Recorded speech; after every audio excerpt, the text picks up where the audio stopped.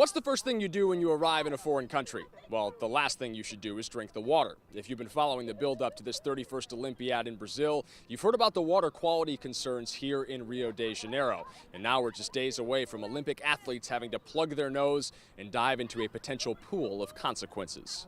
The Rio metropolis basically using the waters as a toilet.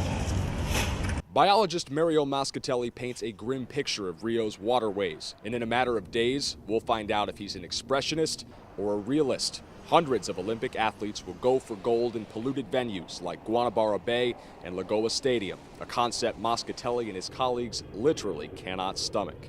If the tide is low, if it's raining, and if the winds come from the outside of the bay, not even Jesus can do anything about it.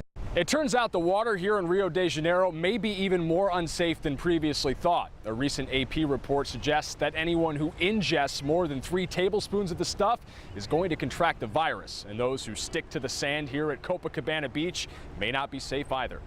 A 16-month investigation reveals Rio's water is chock full of rotavirus. It also contains high levels of bacteria and fecal matter, which, if ingested, can cause a variety of diseases, including cholera and dysentery.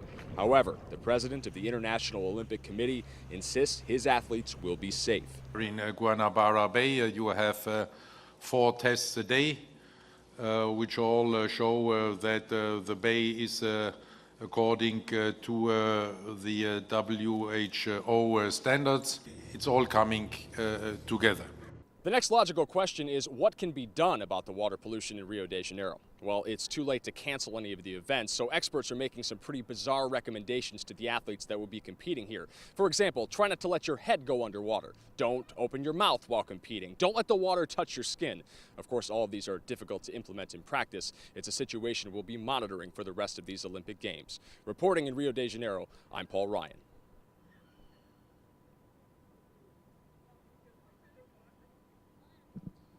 Thanks, dude.